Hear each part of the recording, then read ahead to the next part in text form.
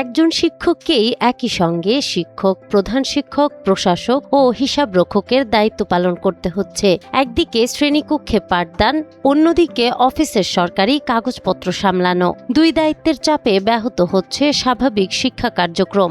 সবচেয়ে বেশি ক্ষতির মুখে পড়েছে বিদ্যালয়ের শিশুরা, কারণ একজন শিক্ষকের ঘাটতি মানে একটি শ্রেণীকক্ষে কম সময়, কম মনোযোগ এবং শেখার সুযোগে বাধা। পদাশীল না থাকাতে আমাদের বিভিন্ন কাজে, বিভিন্ন ছাত্রছাত্রীর লেখাপড়ার কাজে অনেক ক্ষতি হয়।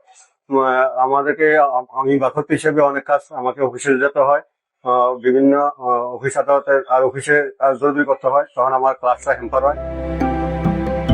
কুমিল্লার সরকারি প্রাথমিক বিদ্যালয়গুলোতে শিক্ষক সংকট এখন বড় সমস্যা হয়ে দাঁড়িয়েছে। জেলার 2107টি সরকারি প্রাথমিক বিদ্যালয়ের মধ্যে 894টিতেই নেই স্থায়ী প্রধান শিক্ষক, অর্থাৎ প্রায় 42% বিদ্যালয় চলছে ভারপ্রাপ্ত প্রধান শিক্ষক দিয়ে। একই সঙ্গে সহকারী শিক্ষকের 970টি পদও শূন্য রয়েছে। এই প্রাইমারি শিক্ষার সাথে সংশ্লিষ্ট সকলের কাছে আমার বিনীত অনুরোধ থাকবে যে আগামী অন্তত কয়েক মাসের মধ্যে আমাদেরকে এই প্রত্যেকটা স্কুলে যেখানে প্রধান শিক্ষকের শূন্য পদ আছে সেই শূন্য পদের ঘাটতিগুলো পূরণ করা হবে। শিক্ষক সংকটের কারণে অনেক বিদ্যালয়ে একজন শিক্ষককে একাধিক দায়িত্ব পালন করতে হচ্ছে।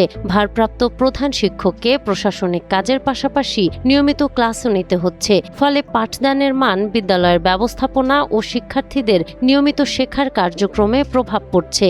কুমিল্লার মতো একটি গুরুত্বপূর্ণ জায়গায় প্রধান শিক্ষক এবং সহকারী শিক্ষকের এই বিশাল সংকটটুকু পূরণ করা সম্ভব হলে অনেক শিক্ষার্থীরা রয়েছেন যারা বেকার জীবনযাপন করছেন, শিক্ষিত তরুণ, তাদের যেমন কর্মসংস্থান হবে, তেমনি শিক্ষা প্রতিষ্ঠানগুলো একটি গতিশীল হবে এবং প্রাথমিক শিক্ষা ক্ষেত্রে যেই ঝরে পড়ার মতো ঘটনাগুলো আমরা দেখি সেগুলো কিন্তু কমে আসবে এবং শিক্ষার্থীরা পড়াশোনার প্রতি মনোযোগ হবে এবং শিক্ষার পরিবেশটা প্রাথমিক শিক্ষাক্ষেত্রে আরো উন্নত হবে।